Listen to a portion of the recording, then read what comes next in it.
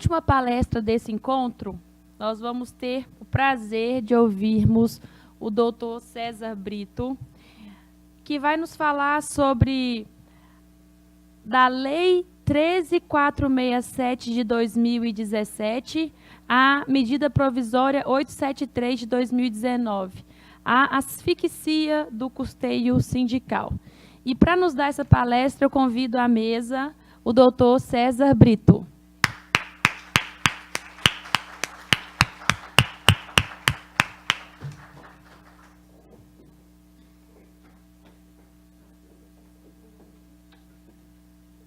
Seja bem-vindo. Pode ir. Ele já quer ir para o púlpito. Aproveitando a oportunidade, convido também à mesa o Glauco. Glauco, representando o presidente da FENAFISCO e o presidente do Sinafresp. E convido também o doutor Carlos Gomes, representando o presidente da AFRESP.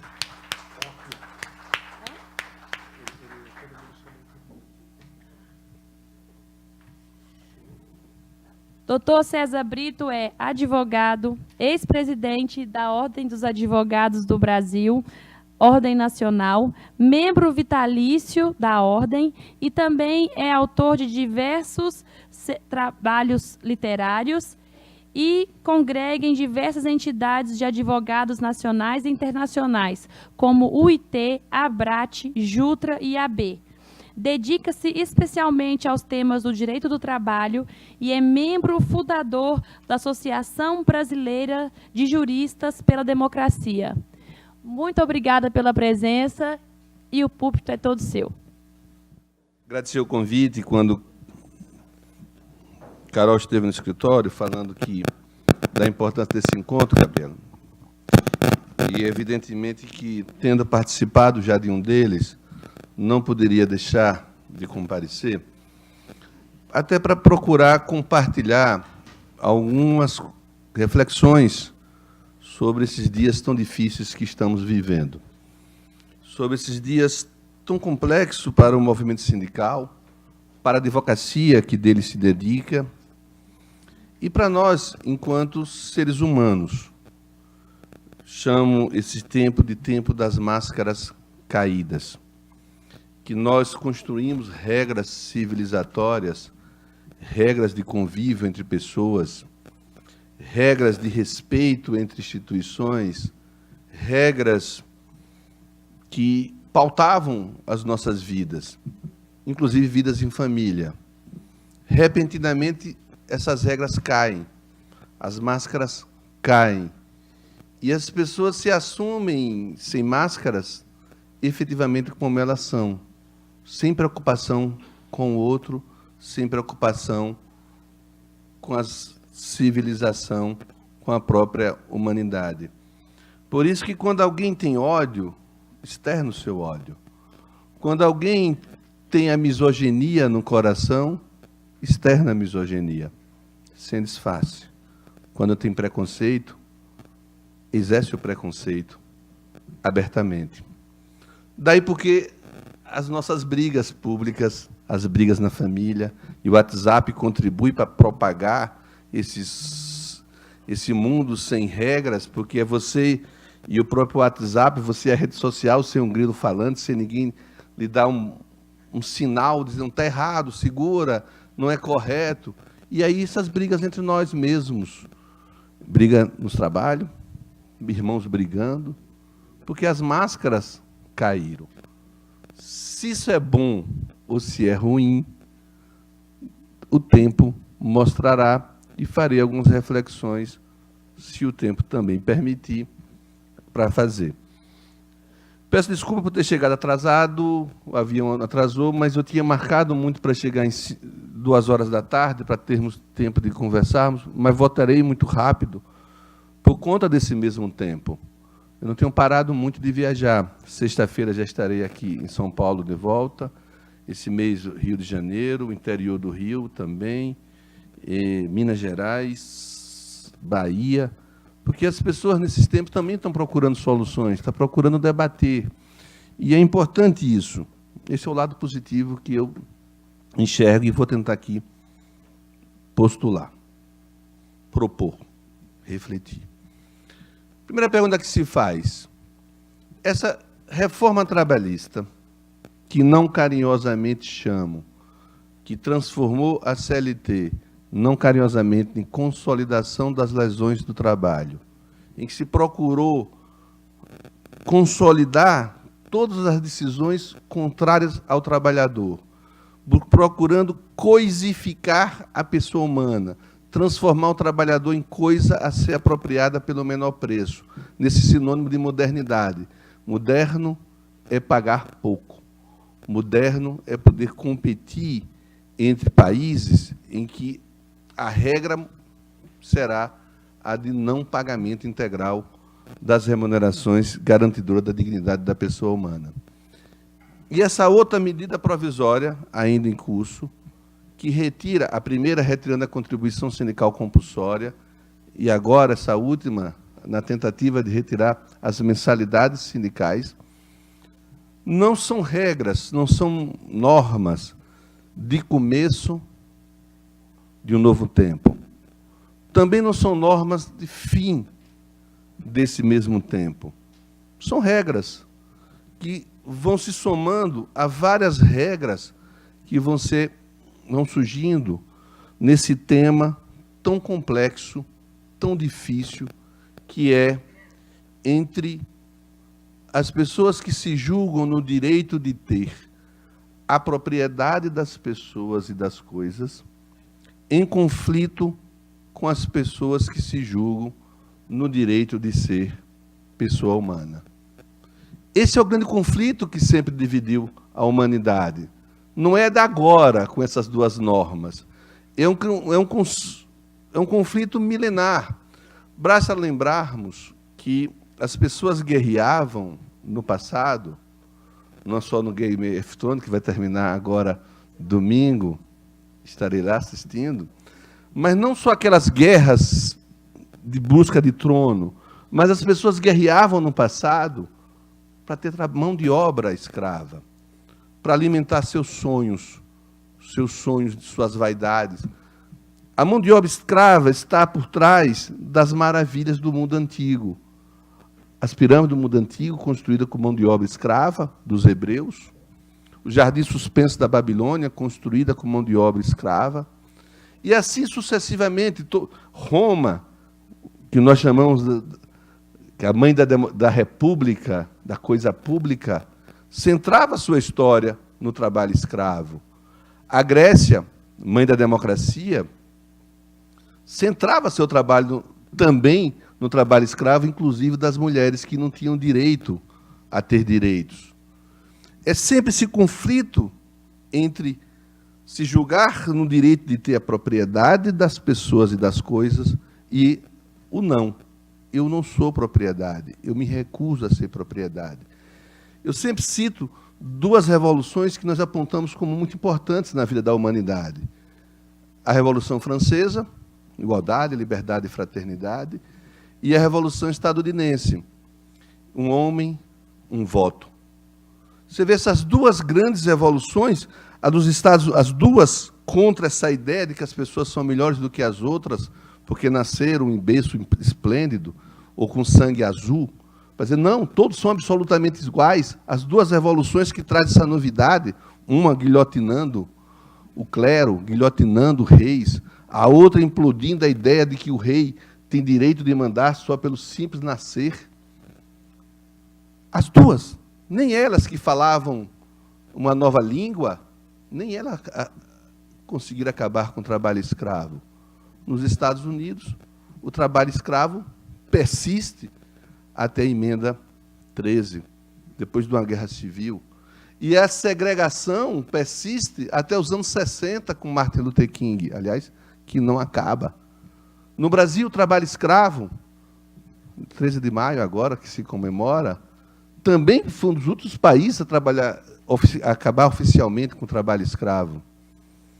Porque essa mentalidade das pessoas que se sentem no dever, no direito de ter a propriedade, ainda continua em nossas vidas. Basta lembrarmos que nós temos, no Brasil, 132 mil brasileiros e brasileiras ainda vítimas de trabalho análogo a escravo.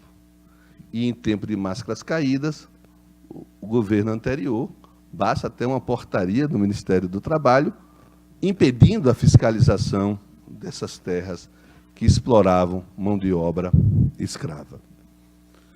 Se esse é um conflito milenar, é um conflito que persiste e sempre persistirá até que a igualdade seja uma realidade vivenciada e não discursada, nós que integramos o movimento sindical, nós, advogados do movimento sindical e advogados em si mesmo, estamos nessa área de conflito. O movimento sindical foi o primeiro, vindo das classes de trabalhador, de explorados, a dizer: não, vocês não têm o direito de me explorar porque são proprietários das riquezas e das máquinas. O movimento sindical disse não. Não, e reagiu de uma forma muito dura. Primeiro, nas reações das greves, nas reações de ruas. Tanto é que o Dia Internacional da Mulher decorre de reivindicações de mulheres por melhores condições de trabalho nos Estados Unidos, e foram elas mortas, massacradas. O Dia Internacional do Trabalho também, trabalhadores e trabalhadoras reagindo à ideia da exploração, que se dizia que o movimento social era caso de polícia. Mas os trabalhadores disseram: não, eu tenho o direito de também usufruir da riqueza por mim produzida. E é assim que nasce o movimento sindical, na compreensão de que quem produz também tem direito a uma vida digna do trabalho produzido por suas próprias forças, homens e mulheres. E vai mais além. Chega a se dizer: eu posso até ter o poder.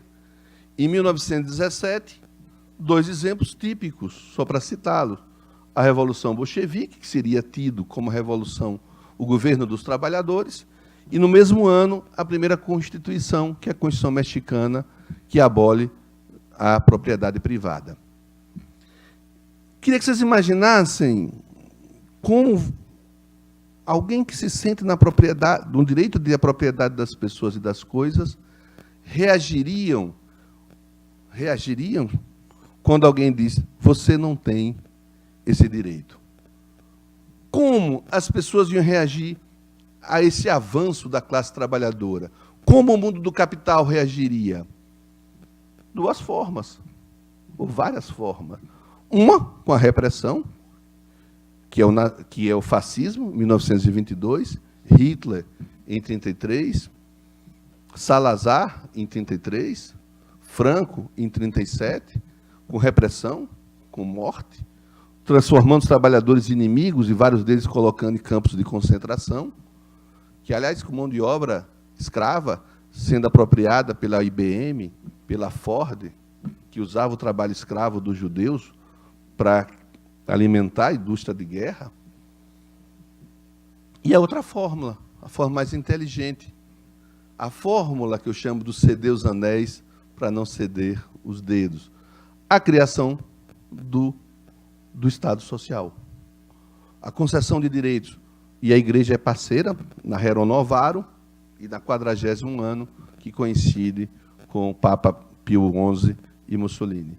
Dizendo assim: ora, é preciso ter a convivência, a harmonia, é preciso que respeitarmos os direitos dos trabalhadores, a vida digna. E esse período do Estado Social, nasce a OIT, não coincidentemente, 2 anos depois da Revolução Comunista, 1919, vem essa compreensão de que o sindicato não deve ser tratado como inimigo. Ele não pode pensar no poder. Se for poder, ele é inimigo. Mas ele tem um papel importante de buscar a conciliação das classes. E os sindicatos crescem no mundo e no Brasil com esse papel de conciliador de classe. Mais que isso, como a nossa influência é uma influência corporativista do Estado, da filosofia de Mussolini e da própria Igreja, da 40º ano, diz assim, o sindicato tem um papel de corporação e de conciliação, daí porque nós tínhamos os juízes classistas, os vogais, que tinham o papel de conciliar as demandas, e os classistas eram indicados pelos sindicatos. A função do sindicato não seria política, tanto é que foi uma das coisas mais inteligentes que se fez. O sindicato não pode cuidar de política, o sindicato só pode cuidar das questões da categoria, como se política não fosse tudo, como se política não fosse vida. É política quem decide o preço do salário mínimo. É política quem decide se a escola é pública ou não é pública. É política que decide o preço dos transportes, se os transportes devem ser públicos ou não devem ser. É a política que decide se eu devo me separar ou não devo me separar, se eu posso me separar. Política é absolutamente tudo. Mas disseram, é tudo, mas por ser tudo, não pode ser do movimento sindical. E aí colocaram a função do movimento sindical é negociar, fazer negociações e garantir um mínimo de dignidade para os trabalhadores. Mais à frente, especificamente para os servidores públicos, que até então o Estado era senhor absoluto de tudo, podia demitir, contratar e demitir. O movimento sindical retira do Estado esse papel de senhor absoluto e cria a figura do defensor do servidor público, que deve servir ao público e não ao dono ou aquele que ocupa provisoriamente o Estado. E fizemos, com o passar do tempo, essas evoluções. Os sindicatos, embora não cuidando da política, mas cuidava da defesa da dignidade da pessoa humana. E diminuía, ao cuidar da dignidade da pessoa humana, a colocar na sua pauta, melhores condições de trabalho, ao colocar na sua pauta a impossibilidade de exploração das mulheres, e ao colocar essas pautas que nós vivemos o tempo todo, como pauta de ação, começou a crescer, ser respeitado dentro desses limites estabelecidos. Uma outra questão que é importante para a reflexão, que eu vou retrocar demais. Eu falei, tirou da política. Uma outra propositura daqueles que se julgavam no direito de ter a propriedade das pessoas e das coisas, no sentido de que é preciso convencer para vencer e não impor, quando você impõe você não vence, foi afastar o mundo do direito do mundo sindical. Essa foi uma das grandes jogadas que se teve, ideologicamente falando. Não se ensinava direito do trabalho nas faculdades. Ele era um apêndice do direito civil. Com isso, o direito do trabalho ficou sendo um direito menor, sem muito especialista. Das 1.300 faculdades de direito hoje no Brasil, acho que umas 30, 40 ensinam direito sindical. Na faculdade de vocês, já, certamente, poucos terão direito sindical. Porque se eu não ensino direito sindical, nós não teremos juízes especializados em direito sindical, não teremos promotores, membros do Ministério Público, nem advogados. E aí vai uma série de discussão, outra dizendo, nossa ambiência é uma ambiência vaidosa. Nós somos treinados para sermos vaidosos. É uma justiça menor, é uma justiça pequena, é uma justiça sem importância.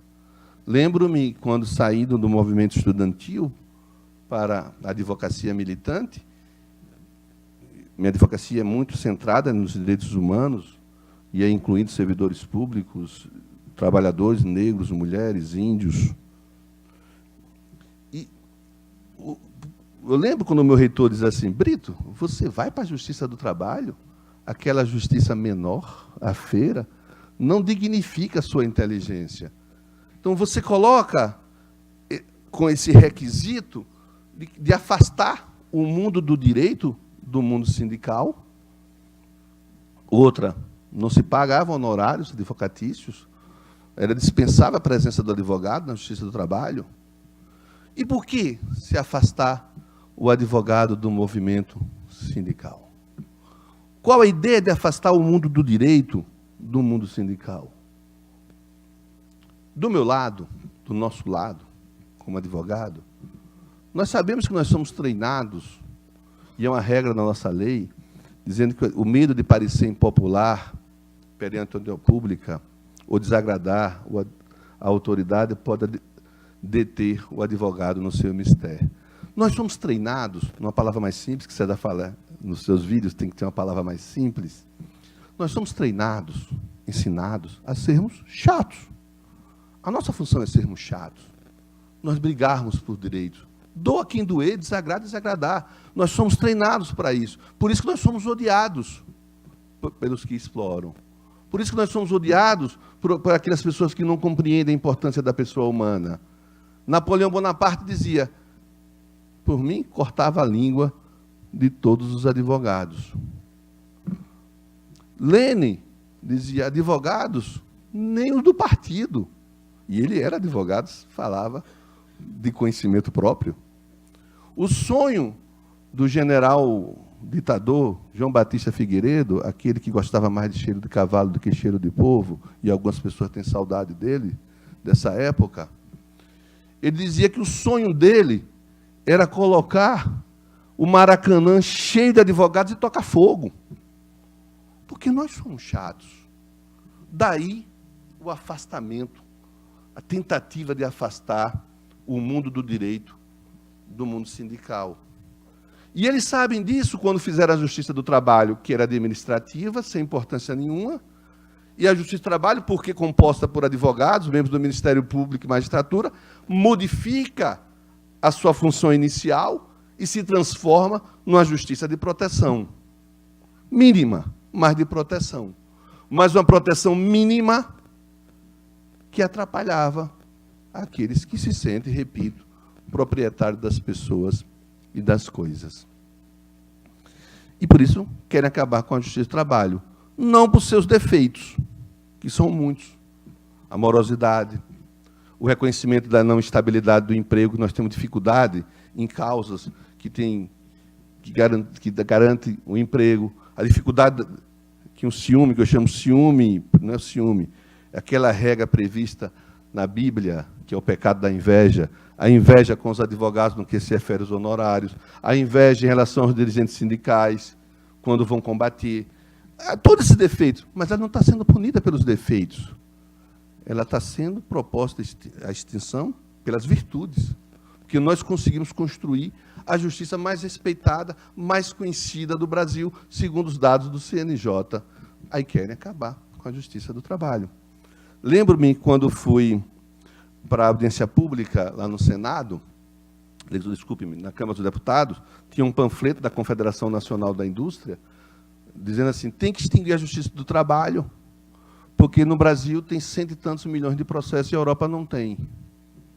Eu digo, comecei a falar, dizendo, lembrei-me de Abraham Lincoln, quando dizia, hipocrisia é matar os pais e pedir clemência a juiz por ser órfãos. Ora, se na Justiça do Trabalho, se no Brasil a legislação trabalhista, essa que querem revogar porque acha pouca, ela é protetora do mau empregador, porque não tem estabilidade do emprego, diferente da Europa, por isso que lá não tem reclamações trabalhistas, as demissões têm que ser motivadas. Tem prescrição, se você não tem estabilidade do emprego e tem prescrição, você não pode reclamar, porque senão você perde o emprego. Sabem os empregadores que apenas 1/3 dos empregados procuram a justiça, e ele já lucra com 2/3 que tem medo de procurar a justiça, e sabe ele que na justiça são aconselhados a fazer acordo pela metade, uma justiça que já é estimuladora do mau empregador. Em vez de você corrigir isso, melhorando, a proposta é extingue-se a Justiça do Trabalho, e nem isso mesmo para se pagar. Eu digo que essa legislação foi criada, por isso que eu chamo de consolidação das lesões trabalhistas, para que os maus empregadores sequer precisem pagar os direitos violados, com o negociado sobre o legislado, com acordo anual quitando direitos e a dificuldade de ir para a justiça, como aconteceu, e é o reflexo que se tem na vida dos trabalhadores e na vida dos dirigentes sindicais, que eu vou falar, dos advogados sindicais, que eu vou falar daqui a pouco. Então, estou colocando essa introdução para mostrar que isso não é o primeiro conflito. É um conflito eterno. É um conflito permanente. Se nós, dirigentes sindicais, se nós, advogados, se nós que militamos na área social, somos e sempre fomos os chatos, tem momento em que eles tendo mais força, eles vão querer aniquilar esses chatos. Antigamente, eu falo que o momento da derrocada ou da agressão maior sobre os sindicatos e sobre nós veio com a queda do Muro de Berlim, porque até então eles tinham ameaça do mundo comunista, tinham medo do mundo comunista. Quando cai o mundo comunista, eles não têm mais ameaça. Eu falo, as máscaras começam a cair dali. Só, os trabalhadores não são mais atraídos pela política e pela conquista de um Estado comunista. Então, se não são mais atraídos, vou retirar todos os seus direitos. Aí começa a partir. Claro que ninguém vai dizer, vou retirar direitos. Ninguém vai usar a expressão disso, eu vou massacrar vocês. Usam nomes bonitos, para isso os intelectuais existem, alguns nossos, inclusive. Fala assim, eu vou flexibilizar seus direitos. Olha que nome bonito e compreensível na língua popular. Quando assim, pobre não tem direito a recorrer no TST. O nome bonito? Transcendência. As causas têm que ter transcendência. Nós chamávamos as empresas de gatas, hoje são terceirizadas. Então, claro que começam a usar a desregulamentação, não é revogação, a desregulamentação do direito, desregulamentação do Estado, nomes muito bonitos, porque eles acham que venceu. Fukuyama dizia, a história acabou. Com o fim do mundo comunista, acabou a história, eles triunfaram. E nós estamos ainda sentindo esse resquício. E é aí que entram as duas medidas provisórias. A reforma trabalhista e a medida provisória. A primeira diz, eu tenho que acabar com o movimento sindical, retirando a fonte de subsistência. A legislação trabalhista retira a contribuição sindical compulsória. Agora, essa outra, a mensalidade. E o faz em cima da má compreensão, quando eu falo que se tirou, não se ensina direito do trabalho lá atrás, em cima da má compreensão, da má leitura, para não dizer da má fé, dos julgadores em relação ao tema da contribuição sindical. Se nós formos conversar com os ministros do Supremo, e eu atuo muito no Supremo, mais nas matérias de direitos humanos, nas matérias de servidores públicos, e eles compreendem mais servidores públicos, mas quando chega a matéria trabalhista, o desconhecimento é total. É impressionante como não se conhece a legislação sindical e a legislação trabalhista. Repito, porque deu certo a estratégia de não se ensinar e continuar não se ensinando lá atrás. E se desconhece a base da própria questão do qual é o custeio. Qual é a forma legal do custeio? Como é o custeio do movimento sindical? Nós tínhamos dois custeios no passado. A mensalidade e o imposto sindical. Até 1988, eram as duas formas típicas de custeio. Repito, o imposto sindical e a mensalidade. Quando chega em 1988, e 88 foi um período fértil da nossa história, a Constituição Cidadã, chamamos cidadã porque quando você tem um período de ruptura, um período de ditadura, você tem uma necessidade de falar em liberdade, você tem uma necessidade histórica de retirar aqueles que nós chamávamos na época, os mais antigos, como eu, chamavam do entulho autoritário. Era preciso retirar toda a legislação, como a Revolução dos Cravos fez em Portugal, como se fez na Alemanha pós-Hitler. A nossa Constituição de 88 quis romper todas essas lógicas, foi um momento muito especial, tanto é que o artigo 7º fala de direito dos trabalhadores, o direito de greve é reconhecido, a organização sindical é reconhecida. Então, tivemos um avanço muito grande do nosso direito, vibrávamos com isso, mas é mais fácil mudar a cabeça, uma lei, do que a cabeça do homem. O homem o homem julgador ainda estava com a regra passada. Mas, naquele momento típico de 88, quis o Constituinte acabar com o imposto sindical. Havia uma intenção muito clara do Constituinte. Não teremos mais imposto sindical no Brasil. E criou expressamente, no artigo 8º, a regra de que o sistema confederativo seria mantido por decisão da categoria, em assembleia, abrangendo toda a categoria descontada em folha. Era mais ou menos pegar a regra do imposto sindical e transformar, não mais compulsório, em decisão da categoria. Essa foi a filosofia da Constituição de 88. Está lá posta. Quem acompanhou o processo constituinte sabia que quando a matéria estava na comissão de sistematização, o debate era na comissão de sistematização, uma vez aprovado na comissão de sistematização, ia para primeiro e segundo turno. As votações de primeiro e segundo turno só podiam acrescer ou retirar texto, mas não poderia dar conteúdo diverso. Na comissão de sistematização, que essa era a mais importante, aqueles que defendiam o imposto sindical tentaram colocar o imposto sindical, a manutenção do imposto sindical e não a contribuição confederativa assembleária. Perderam no voto. Aí vem Gastone Henrique, que era do PTB da época, ele propõe que a decisão da Assembleia só se aplicaria para associado e não para categoria. Propõe e perde no voto. Então, o Constituinte expressamente decidiu, e está lá nos debates da Constituinte, que a forma de custeio principal seria a decisão da Assembleia, aprovada pela categoria, a ser descontada em folha. O processo vai para primeiro turno de votação. Tentaram reincluir o imposto sindical. Perderam. Quando chega no segundo turno da votação, que só poderia suprimir de novo e acrescer, aí acrescem uma vírgula. E essa vírgula que confundiu e tem confundido todo mundo.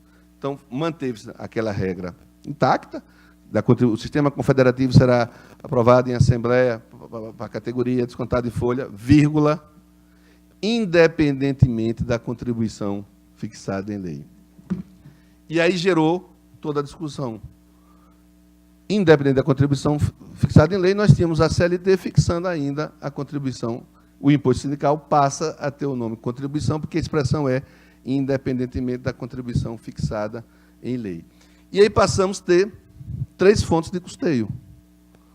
A da Assembleia, aprovada, que chama a contribuição confederativa, como nós chamávamos, a contribuição sindical compulsória e a mensalidade.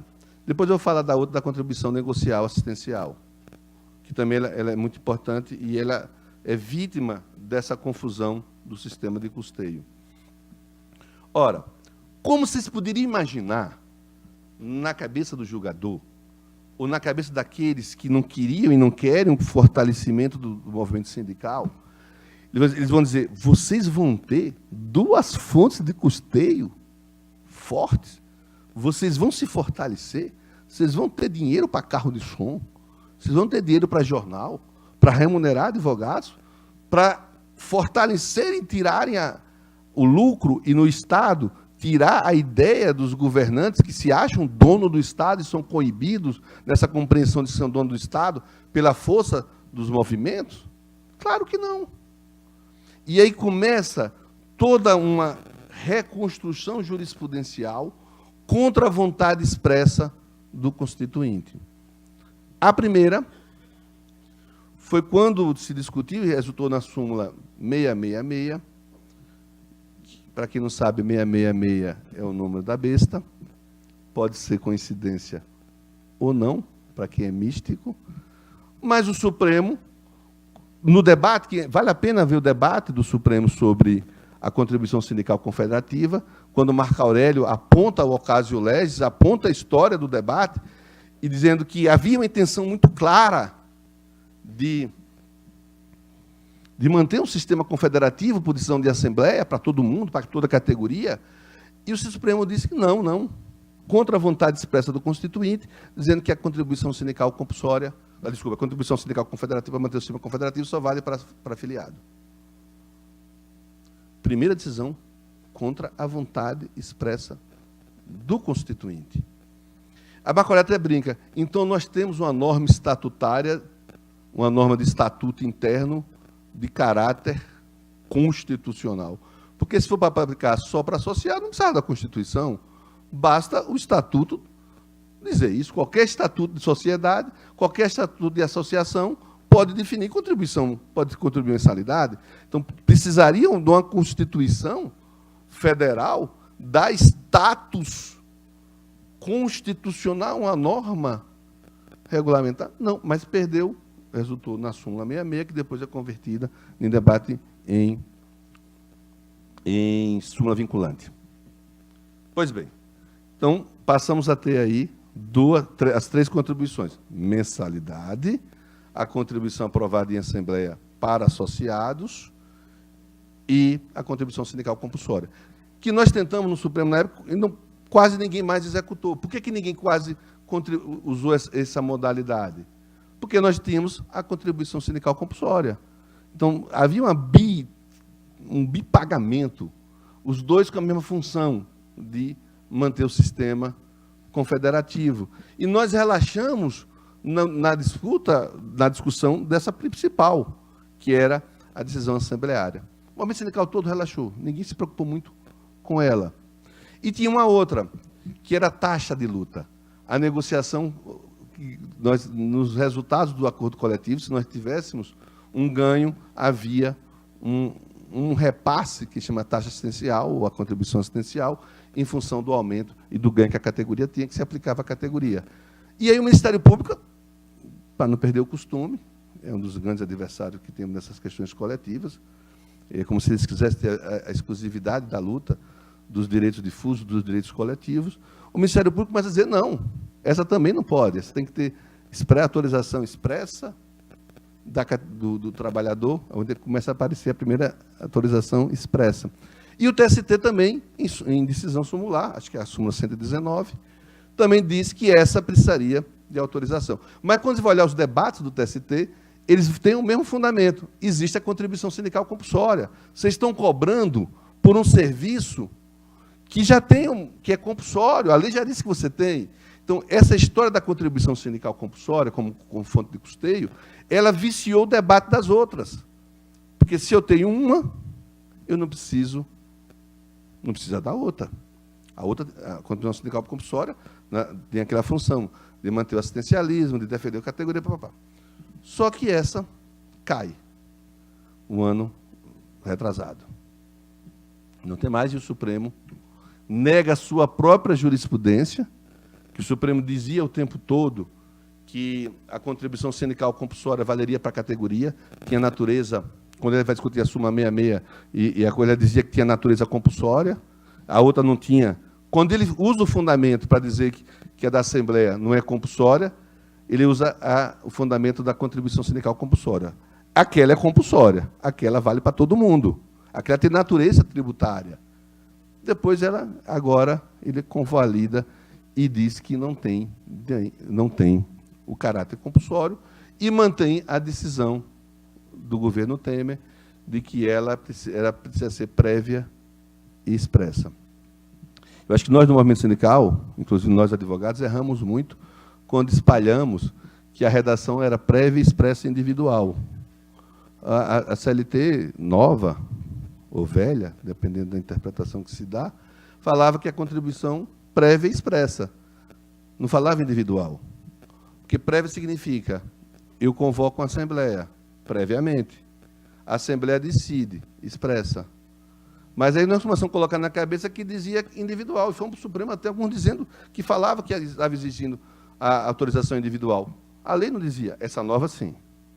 Essa nova sim. Bom, aí vem essa última, porque sabe que vai intensificar a política de retirada de direitos, a reforma da Previdência é o exemplo disso. E disse, bom, agora é que eu quero fazer política de terra arrasada.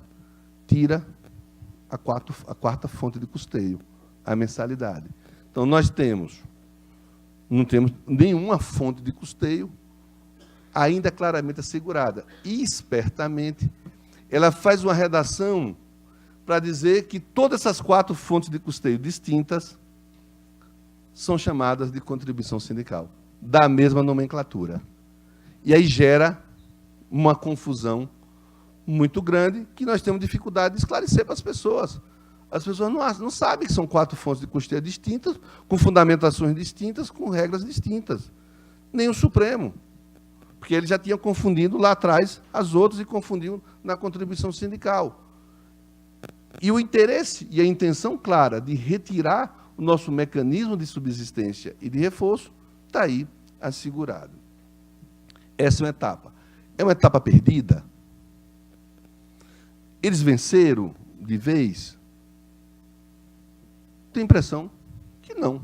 É mais uma etapa de luta.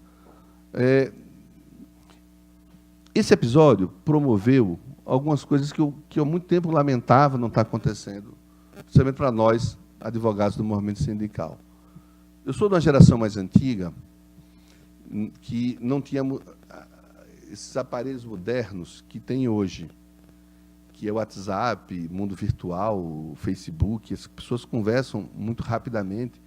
Eu sou um pouco mais antigo, era a época do fax, o fax ainda era modernidade, era a época do computador, fui o primeiro advogado que teve computador lá no meu estado, e um advogado no Congresso disse que aprovou a moção de repúdio contra os advogados que usavam computadores, que achavam um absurdo, porque na época a reclamação trabalhista era vendida em livraria, só se pedia hora extra e equiparação salarial, mais nada.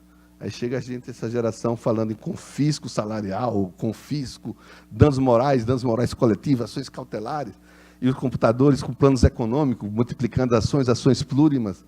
E nossa geração é uma geração que não tinha o recurso da tecnologia, mas tinha o recurso da humanidade. Tinha o recurso da compreensão, da socialização dos saberes. Nós achávamos que nós éramos detentores únicos dos saberes. E nós conversávamos muito. Nós, advogados sindicais, nós conversávamos demais. Meu primeiro encontro de advogados foi em 1985, em Praia Grande, primeira vez que eu pego um avião. E todo mundo se somava, todo mundo conversava, todo mundo trocava teses, trocava experiência. Se eu ganhava uma ação, mandava por fax para o outro. Se eu tinha uma petição, mandava para o outro fazia a petição na íntegra. Então, nós conversávamos. Sabe como é que nós nos reuníamos para discutir uma tese? Nós ligávamos para a Telebrás marcava 10 horas no escritório, todos os advogados do escritório têm que estar no escritório 10 horas. Ele ligava 10, 12 ligações, ficava os 12 no telefone discutindo a tese, para fazer uma petição comum. Com medo de estar sendo fiscalizado pela Telebrás discutindo a própria tese. Mas nós arriscávamos, nós conversávamos. Paramos de conversar. Nós, advogados do movimento sindical, passamos a ficar encastelados nas nossas próprias teses, com medo de divulgar as teses, alguns com patrimonialismo exagerado, se eu for fazer isso, eu vou perder honorários. Paramos de trocar experiência. Paramos de ceder os nossos saberes e aprender com os saberes do outro. Paramos. Enquanto nós estávamos parando, eles evoluíram. Criaram, aperfeiçoaram a AGU, a assessoria jurídica do Estado melhorou, com concurso. Eles conversam, eles trocam tese. Mais que isso, eles designam assessores para os ministros que vão julgar os processos. Eles fazem a tese e auxiliam, como auxiliares de juízes. Criaram a repercussão geral. Criaram o recurso repetitivo, em que um atinge todos. Eles melhoraram a defesa. E nós continuamos donos dos nossos próprios castelos, achando que o sindicato é o nosso castelo e eu não posso discutir com o outro as teses que atingem a minha categoria. E começou a acontecer um fenômeno, um processo, alguns começam na modernidade a fazer o copiar-colar, eu não preciso nem conversar com o outro, eu copio a petição dele, e eu falo, você copia o corpo, mas não copia a alma da petição, e aí essa petição é pinçada no recurso repetitivo para servir para todos. E não é raro, não é coincidência. Boa parte dos recursos repetitivos são julgados sem ter um advogado presente, porque ele pinça um advogado que não está nem aí. O direito de greve dos servidores públicos, o processo paradigma é do advogado de Goitacás. Nós temos que descobrir pelo Facebook quem era ele, e procurar para mandar procuração para todo mundo advogar. Então, eles melhoraram e nós não. Então, esse episódio da perspectiva da perda da subsistência Os advogados trabalhistas sentindo, muitos já sentindo, vários estão quebrados, vários escritórios fecharam com a primeira reforma, e agora, com essa segunda, com mais ameaça mais concreta. Esse episódio, talvez por isso, talvez o despertar ainda não tardio da necessidade da unidade, nós nos reunimos para discutir essa medida provisória, lá em Brasília. Primeiro, todos os advogados dos servidores públicos. Fizemos uma reunião, foi muito emergencial, tinha mais ou menos 150 advogados dos movimentos sociais e servidor público. E fiquei muito animado, porque, aliás, várias federações começaram a fazer reuniões também com o seu jurídico, reuniões como essa. Vocês são um pouco mais avançados, que vocês fazem reuniões do jurídico há mais tempo. Mas forçou-nos a conversar mais. E sabe o que é que nós fizemos? Por isso que deu certo boa parte dessas ações. Nós fizemos uma petição única. Sentamos todos nós, todo mundo dando um pouco do seu conhecimento, fizemos um modelo e mandamos para todo mundo adaptar nos seus estados. Quando ganhava uma liminar, mandava para o outro. Quer dizer, coisas que fazíamos no passado, esse movimento, esse momento nos uniu de novo. A própria discussão da OAB entrar com ação direta de inconstitucionalidade contra o custeio foi decidida pelo movimento social, pelo movimento sindical, pelos 6 advogados dos movimentos se juntaram junto com a ordem, fizeram uma petição comum, sem vaidades, sem donos. E é essa esperança de unidade que deu certo e fez com que vários de nossos sindicatos não perdessem a mensalidade, que deve ser compreendida não como um alívio por não ter perdido a mensalidade, porque outros ataques virão, mas como uma compreensão da necessidade da unidade, da necessidade da atuação. O conflito dos que têm a propriedade das coisas e das pessoas com aqueles que querem ser pessoas humanas permanece. E nós, que somos os seres, nós somos a parte do outro lado atingida por essas pessoas, temos que aprender a conversar mais. Temos que aprender a trocar experiência. Por isso que eu tenho viajado muito, conclamando para os dirigentes, que, aliás, as centrais têm se reunido cada vez mais, as centrais têm feito vários atos conjuntos, mas nós, do campo do direito, temos que nos unirmos mais. Compreendermos esse fenômeno dos recursos repetitivos. Quem milita na Justiça do Trabalho? Aqui. Na Justiça do Trabalho. A Justiça do Trabalho importou agora esses incidentes de concentração. É muito difícil também estar lá. Repercussões gerais, decisões monocráticas. Quem advoga no STJ sabe que boa parte dos processos são julgados monocraticamente. Um ministro. Então, compreendermos mais, juntarmos, repito, mais, e usar aquela palavra que eu falo, tirarmos as nossas vaidades. Senão, eles venceram. Se nós acharmos que esse debate todo só é de sobrevivência econômica das nossas entidades, as nossas sobrevivências pessoais enquanto advogados, se nós compreendermos isso, eles venceram. É muito mais que isso. É muito mais que isso. É uma compreensão do mundo. Qual é o mundo que nós queremos? Qual é o mundo que nós temos de delegar para mim, para minha família, para meus filhos, netos? Qual é o mundo que nós queremos? Claro que a esperança do movimento sindical é muito forte. Eu tenho muita esperança que o movimento sindical se reerga, porque eu tenho uma experiência, não de sonhos, mas ter vivido isso em tempos tão ou mais difíceis que esse. Eu lancei um livro que eu chamo Fiz-me Advogado na Luta.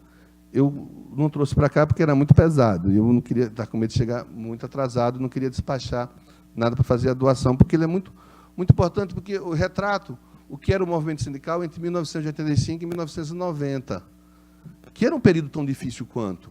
Não era um período fácil. Era um período de prisão, inclusive, de dirigentes sindicais que reagiam. E tem experiências como a da Casa Rosada, eu tenho falado muito sobre essa experiência da Casa Rosada, porque ela se torna muito atual hoje. O que era a Casa Rosada? Nós pegamos uma sede, um sindicato que tinha um poder aquisitivo maior do que o outro, ele aluga uma sede maior, e nessa sede passou a funcionar 10 sindicatos. Mesmo parque gráfico, mesma assessoria jurídica. A assessoria jurídica tinha 2 diferentes. Mesmas lutas, mesmo carro de som. Nas greves, todo mundo saíam juntos. Um apoiava o outro. Na ausência do recurso econômico, sobrava recurso da solidariedade. E, naquele período, nós ganhamos quase todos os sindicatos que eram comandados por dirigentes pelegos, para colocarmos dirigentes combativos. Talvez seja a hora, de novo, de nós olharmos os outros companheiros que não conseguiram a mensalidade, que não conseguiram, principalmente as federações e as confederações, que estão quebradas, porque o imposto sindical, a contribuição sindical, parte ia para as confederações. Você já dizia, pois não vamos deixar as nossas federações caírem. Talvez seja o momento de refletirmos mais sobre a importância dessa solidariedade. Como advogado do movimento social, eu falo que o que nos faz diferente dos outros advogados é a cumplicidade da luta.